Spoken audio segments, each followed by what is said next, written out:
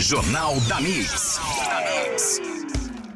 E como a gente falou nessa semana que antecede aí o domingo de Dia das Mães, a gente já falou de previsão de compra aí, quanto o pessoal pretende gastar no presente da mamãe, enfim, né? Você já fez a sua programação, vai levar para almoçar, já fez a reserva no restaurante, porque é fila, Dia das Mães é fila, né?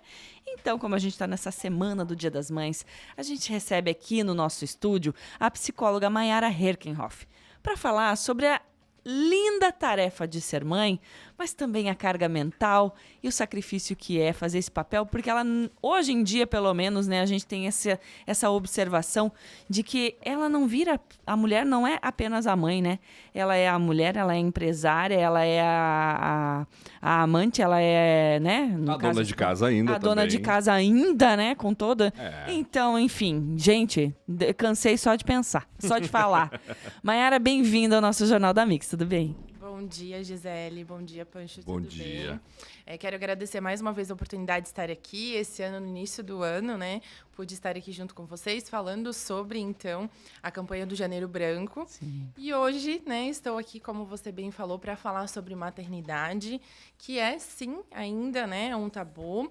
Embora a gente precise, né, nos reproduzir para evoluir, ainda existe muita complexidade em relação à maternidade e à paternidade.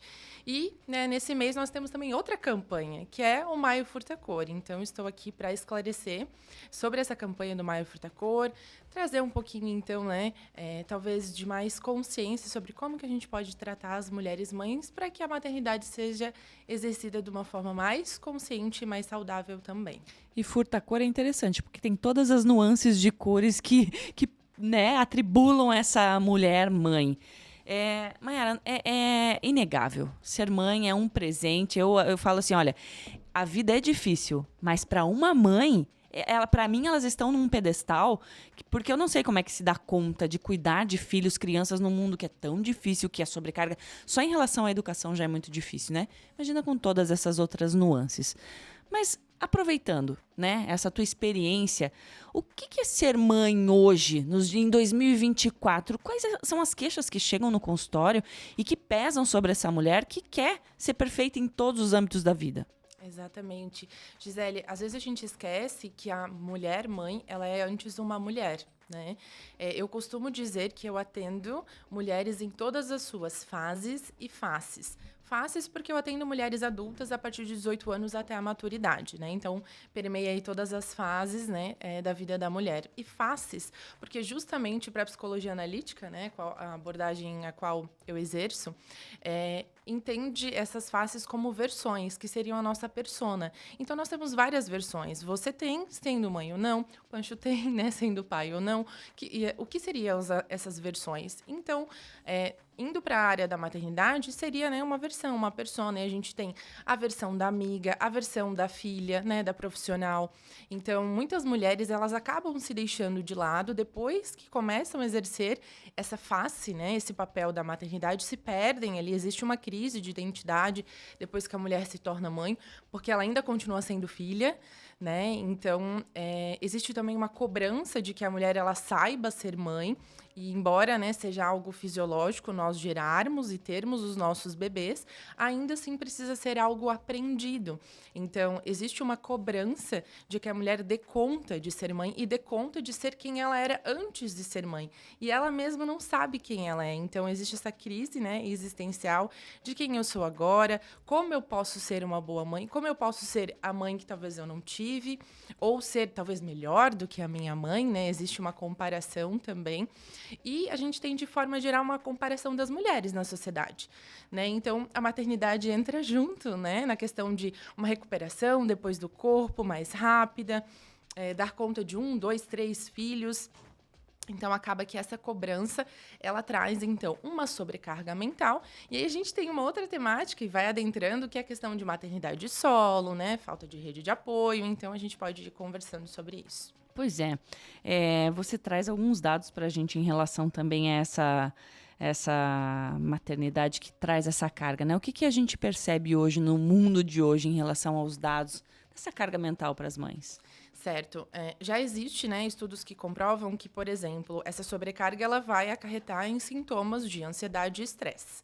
Né? A questão da privação de sono, como eu falei, né, a falta da rede de apoio, essa comparação que gera, então, essa angústia. O fato de você não conhecer o seu bebê porque é um novo ser humano. Então, não é porque veio de dentro de você que você conhece, que você já ama.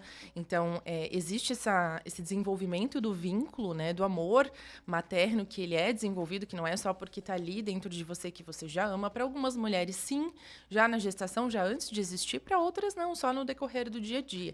Então, a gente já tem estudos que mostram que, por exemplo, as mulheres, de forma geral, elas já vão ter quase 4%, né, mais sintomas de ansiedade do que os homens. Então, nós temos uma proporção mais elevada de que mulheres automaticamente já são mais ansiosas e mais estressadas do que os homens. Visto, né, esses papéis que nós exercemos, né, a dona de casa, a profissional, a mãe, a amiga, né, a esposa, a namorada. E essa angústia, né, essa preocupação, essa comparação que causa tudo isso. E aí a gente tem dados também que são bem interessantes e preocupantes, né, que ainda existem, por isso que também foi criada a campanha do Maio Furtacor, que 1 em cada 4 mulheres vai, né, ter sintomas de depressão ou vai, né, ter um transtorno de depressão não só no pós-parto, porque a gente ouve muito sobre depressão pós-parto, e hoje a nomenclatura já mudou. A gente fala sobre depressão perinatal, ou seja, mulheres que já têm, né, predisposição genética, elas podem ter já durante o processo ali gravídico, ou então, né, no processo então puerperal, que seria após o nascimento do bebê. Lembrando que o puerpério pode se estender até os 2 anos, né? Nossa. E aí, hoje eu atendo no consultório, por exemplo, mulheres que tiveram depressão, não trataram, nem sabia que tiveram, e isso vai acarretando, né, ao longo dos anos. Porque elas vão vivendo a maternidade, vão se culpabilizando, que também é uma palavrinha que aparece muito, a culpa materna. Nasce a mãe, nasce a culpa, né? Exato, Incrível. exatamente, infelizmente. Vem justamente essa questão da culpa sobre, mas eu já passei daquela fase de conhecer o meu bebê, ou meu filho já tem 3, 4 anos, meu filho já tem 10 anos, mas eu ainda sinto um vazio, ainda sinto uma saudade de quem eu era, minha vida mudou muito, se transformou muito, eu não me reconheço mais, né? Eu não sou mais a mesma pessoa. Então, não trata isso, não trabalha, não cuida de si, né? Também não tem essa rede de apoio, como eu falei, né? Esse apoio para viver a maternidade, ou então para ter tempo para cuidar de si. E existe, então, essa sobrecarga, essa cobrança que vai, então, querendo ou não, afetar a sua saúde mental e física, né? Porque as duas estão andando sempre juntas. Então, a gente vê muito as mulheres, né, cansadas, sobrecarregadas, desanimadas, tristes com a maternidade, e ainda as pessoas cobrando que se tenha, né, um feliz Dia das Mães. Então, hoje, né, pensando nessa data que é tão especial, que a gente pode mais ofertar, que seria um presente melhor, mais bonito para as mulheres, seria, então, ofertar esse cuidado, né? Cuidar das mulheres. Mayara, eu sempre achei que a depressão pós-parto, e agora a depressão, como tu falaste, tem uma nova expressão agora. Perinatal. Perinatal, que aborda, né, que abrange todos os períodos, vamos dizer assim, né? Fosse fruto, talvez, de uma excessiva romantização desse período todo, da maternidade e tudo mais, né? Que houve e que, aos poucos, a gente percebe que vai acabando. Ou seja, que as mulheres vão colocando a público os problemas também de ser mãe, né? E eu achava que, à medida que isso acontecesse, o índice de depressão, por exemplo, fosse diminuindo, porque daqui a pouco a mulher está sabendo que não é aquilo, né? Não, de fato não é a romantização que sempre foi feita, de fato há problemas, de fato a gente vai encarar, e com isso ficaria mais fácil superar esse tipo de problema. Mas parece que não é o que acontece, né? Ou seja, não é por conta da romantização que houve sempre que as mulheres ficam deprimidas, não é isso, não é essa a relação, né? Não, até porque, assim, né, vamos pensar na depressão, a gente tem diversos transtornos, né? E também angústias, disfunções psíquicas, né? Mas se a gente for para pensar, um transtorno, a depressão, ela é multifatorial. Então, sim, pode ter causas genéticas, ambientais, sociais. E é bem interessante falar isso, Pancho, vou aproveitar a tua pergunta, claro, que A fase da gestação, se a gente pensar que as mulheres têm algumas transformações fisiológicas ao longo da vida, que seria a menarca, que é quando a gente começa, né, o processo de menstruação. Para quem se torna mãe, então, né, o processo ali gestacional e de parir, de ter esse filho, independente, né, da via de nascimento. O puerpério, que acompanha, então, né, o processo gravídico puerperal. E a gente tem a menopausa, que é, então, o final, né, da menstruação, onde a mulher, né, acaba produzindo outros hormônios, deixa de ovular. Então, dessas 3 fases, a mais significativa, a que acomete, né, e tem essas demandas, né, depressivas, é a gestação. É o nascimento. Por quê? Porque mexe em todo o corpo da mulher, né? Fora e dentro. Então, não tem como você ser a mesma pessoa depois que você gera, né, um filho. E aí, como, né, você trouxe, por mais que a gente fale sobre esse assunto, a gente precisa continuar falando, a gente tem impactos no corpo da mulher, que para cada mulher vai ter um impacto diferente. Nós temos impactos emocionais e psicológicos. Então, como eu falei, por mais que seja um processo evolutivo, né, da nossa espécie, a gente reproduzir, nós somos seres, né, que pensamos, que sentimos, né, que temos uma sociedade. E hoje, infelizmente, a sociedade ela acaba deixando muito de lado a mulher-mãe, né? Vendo até pelos espaços, assim, né? Que acolhem ou não as mulheres com filhos. Então, às vezes, tem uma criança no ambiente, as pessoas se incomodam porque a criança está chorando.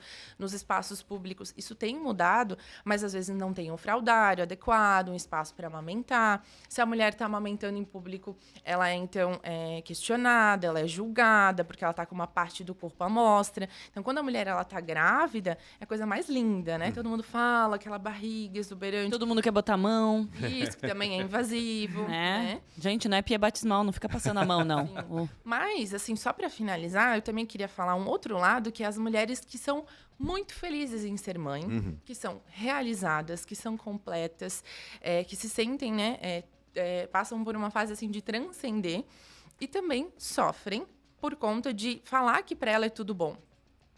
Para ela é tudo maravilhoso. Porque talvez a amiga passa, né, uma maternidade solo ou uma maternidade onde foi uma gestação indesejada, né, onde não, às vezes, consegue ter uma conexão com o seu bebê. E aí, aquela mulher que tem uma maternidade onde ela se sente feliz, onde, né, para ela, esses imprevistos, né, de privação de sono, eles são menores, onde ela tem total apoio do marido, onde ela tem um relacionamento, um casamento saudável. E ela também sofre, porque todas as outras amigas trazem queixas. E ela não pode falar que ela está feliz, né? Porque ela também vai se sentir julgada. Então, a gente também tem que olhar para essas mulheres, né, que são felizes na sua maternidade Tá, e tudo também bem. são julgadas. A ideia não é aqui a gente falar, não pode ser feliz sendo mãe. Não, gente, por favor, não entendam Claro que errado, não. né? Muito pelo contrário, como eu disse, eu admiro mulheres, mães, para mim são seres assim já que são quase umas, não digo santas, mas que estão num outro patamar, estão. E aí a gente quer mostrar isso, que sim, existe essa beleza do papel de ser mãe, mas existe outra mulher por trás dessa mãe que tem outras nuances, outros papéis. E aí entra a questão assim, por exemplo, a rede de apoio. A rede de apoio é fundamental. Mas como é que essa rede de apoio pode observar? Porque às vezes essa mãe também não tem coragem de pedir, né? E aí como é que quem está em volta pode observar e ajudar? Porque eu vejo muitos posts e memes, eu acho engraçado porque, na verdade, é triste. A mulher tá lá, ela junta a roupa, daí ela vai levar pra máquina, daí no meio do caminho ela encontra um objeto, daí ela vai guardar o objeto, daí quando ela vai guardar o objeto, ela percebe que tem a louça pra lavar, daí ela pega já lava a louça ali, daí ela esqueceu aquele objeto, daí ela volta pra guardar o objeto, daí volta dar ração pro cachorro, aí o filho tem agenda amanhã. Ó a cabeça dessa... Gente, essa é a cabeça da mulher. Aí ela fala pro marido, pro companheiro, arruma a mesa. Ele vai lá e arruma a mesa. Ponto. Acabou. Então, assim, esse planejamento mental de saber o que está acontecendo à sua volta que pode ser melhorado, que precisa ser feito, né? Isso é uma questão de relacionamento dentro de casa. Mas amigas, enfim, as parentes, todo mundo pode ser uma rede de apoio que ajuda nisso tudo, né? No meio desse caos. Como fazer? Com certeza, Gisele. Essa palavrinha que tu trouxe, né, planejamento, é isso que pode afetar, né, o mental, ou pode afetar de uma forma negativa, ou pode trazer um alívio, né? Então, quando a gente fala de sobrecarga mental, é uma carga a mais, né? Então, a mulher ela já vai automaticamente lidar com as demandas dela, desse processo de transformação do corpo, da privação do sono, de contato, vínculo com o seu bebê, que ela está ali aprendendo. Então, como a gente pode minimizar essa carga, né? Como que a gente pode tirar um pouco dessa carga para não se tornar uma sobrecarga, para essa mulher não ficar tão ansiosa, porque a ansiedade já faz parte da nossa vida, né? Sim, pela Já rotina, né? Isso já é um sentimento, uma emoção, já vai ser algo natural, né? Então, como que eu posso minimizar esse estresse? Aí existe uma outra palavrinha que se chama acolhimento. Se você não sabe o que fazer, não atrapalha. Boa. Esse já é um começo, assim. Não sabe o que fazer, não atrapalhe, né? Tente ser útil no sentido de não incomode. Não incomode. Eu quero ajudar, não sei como ajudar. Ficar dando Acolha. palpite furado. Isso, acolha, né? Ouça. Geralmente, a mulher, ela vai sinalizar o que ela precisa. Ela vai falar, ela vai se queixar. E se ela não verbaliza, ela expressa de outra forma. Ela mostra que ela está cansada, né? A gente percebe no semblante de uma pessoa quando ela está cansada. Às vezes, a mulher ela não vai querer que você cuide do bebê dela. Porque ela está ali querendo cuidar, querendo aprender. Às vezes, ela vai querer, né, que você... por exemplo, organize a casa, que você pegue o filho na escola, que você faça uma compra, que você escute, né, para que ela tire então essa carga, para que ela se sinta aliviada. Então, o acolhimento, ele é muito importante. A gente começar a ouvir quais são as necessidades das mães, ao invés de achar aquilo que a gente, né, acredita ser o melhor a ser feito. Não é porque você já foi mãe, não é porque você é avó, não é porque você é a madrinha que você sabe o que é melhor para aquela mãe. Então, escutar as mulheres mães, saber quais as necessidades delas, a gente já ajuda muito. Eu não sei... estar disponível, né? Estar disponível. Eu não sei como ajudar, eu não sei como acolher, não tenho um jeito para isso. Então, existem essas outras funções, né? Para dar suporte, para dar apoio. E, às vezes, perguntar para quem está mais perto, para quem está ali na linha de frente, digamos que tá, né? Que tem um vínculo maior do que aquela mulher e você não tem. Pergunta para a pessoa que está do lado, né? Pergunta para o marido, pergunta para a mãe daquela mulher que às vezes está ali junto, ou para a sogra, enfim. O que eu posso fazer para ajudar? Às vezes, mandar, né? Marmitas congeladas, né? Mandar um vale-massagem, gente. Meu Deus, imagina tudo que essa mulher precisa é relaxar, né? Então, acolhimento, escuta ativa, né? Sem ficar dando palpite, já ajudam bastante. Pra gente encerrar, uma dica de ouro, assim, para as mães encontrarem esse equilíbrio, serem as mães que elas são e também lembrarem da mulher que elas são. Já falamos, né, sobre bastante assuntos aqui que permeiam a maternidade, embora seja tudo muito curtinho, mas, como eu falei, acredito que deixar uma mensagem final sobre autocuidado é muito válido, para que as mulheres elas não esqueçam de que, além de mães, né, elas são mulheres. Para quem está ao lado, proporcione esse cuidado para essa mulher, para que ela tenha consciência de que ela tem valor, de que ela é importante. E mulheres, vocês que são mães, né, validem a sua maternidade, acreditem no seu potencial. Não importa se você é mãe de primeira viagem, quando você for, e se você for de segunda, vai ser a sua primeira vez também. Então, acredite no seu potencial, né, ouça a sua intuição, esteja atenta aos cuidados do seu bebê. Saiba que você não vai ser perfeita, você vai errar, você vai falhar. E, se possível, busque, né, terapia, busque uma rede de apoio, busque, então, acolhimento em pessoas que vão auxiliar você e não vão julgar você.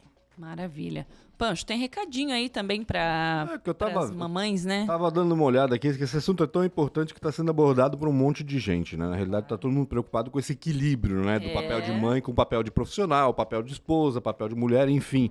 E eu tava vendo aqui que nessa semana, na quarta-feira, aliás, a OAB está promovendo aí uma reunião aberta da Comissão da Mulher Advogada, justamente com esse tema, né? Como você equilibra a maternidade com as outras áreas da sua vida. Você vê que coincidência, né?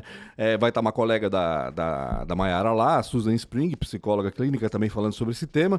E quem tiver interesse, né? As advogadas de Blumenau que tiverem interesse em saber um pouco mais sobre esse tema, de buscar esse equilíbrio, então podem buscar lá nas redes sociais da OAB Blumenau, que é justamente OAB Blumenau, todas as informações sobre esse evento que acontece na quarta-feira, às 9 da manhã, lá na sede da OAB também. Maravilha, nós conversamos aqui sobre os desafios e a beleza da maternidade com a psicóloga Mayara Herkenhoff, que você encontra também ali no Instagram, @Mayara com Y, Mayara, JH.psicóloga.